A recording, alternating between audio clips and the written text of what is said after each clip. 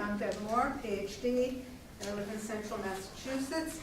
This testimony is really aimed at the legislators, and I don't even know if there are any legislators here. I don't think so. So it's very short. I'll skip over a little bit. There hasn't been any public discussion whatsoever on the health and environmental effects of 5G radiation. This is quite a mystery, since there are thousands of peer-reviewed studies clearly indicating the harmful effects of most levels of human-generated radiation. A 1996 FCC prohibition on public discussion of health effects related to telecom technology is simply not appropriate or acceptable in the age of 4G and 5G.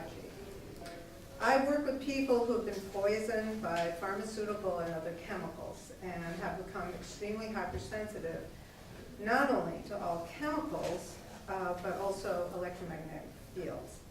Many people have these sensitivities, whether from exposure to various chemicals or just from intense exposure to EMF, as we've heard again and again today.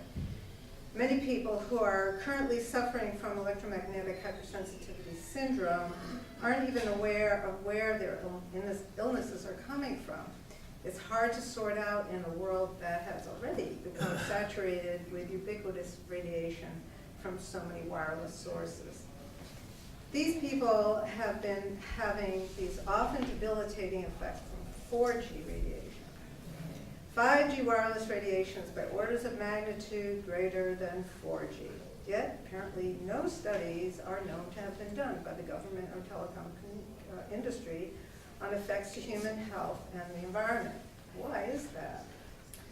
It seems to me that if there ever was a time to invoke and follow the precautionary principle, now is the time.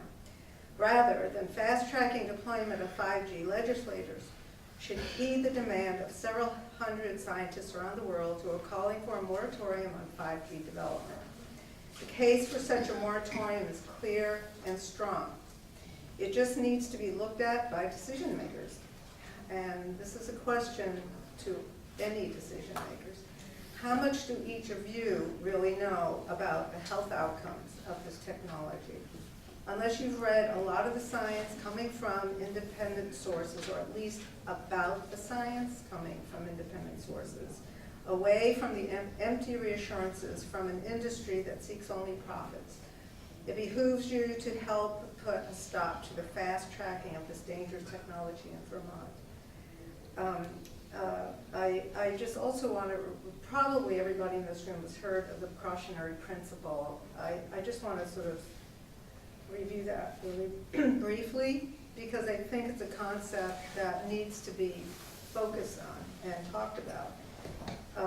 That was proposed some years ago, in the 1997 maybe, proposed as a new guideline in environmental decision making. It has 4 central components, which are taking preventive action in the face of uncertainty, shifting the burden of proof to the proponents of an activity, exploring a wide range of alternatives to possibly harmful actions, and increasing public participation in decision making. I have one other thing to say. I've made up these pamphlets with input from several people, including Ishana and Annette. I think these are a really good tool. A very similar thing was used elsewhere for a different kind of activism that I was involved with, and I think it was the best tool ever. And we were going uphill, and we won 2 times. And I really think it was because of this sort of dumbed down, basic thing that has just basic information. I am willing to, so there's an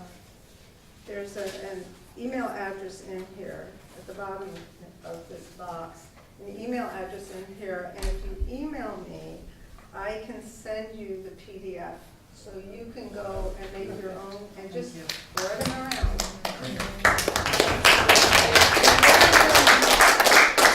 I recommend, I'm not requiring it, Yes, you do what you want, but I recommend you put it on neon colors so that people notice, you know.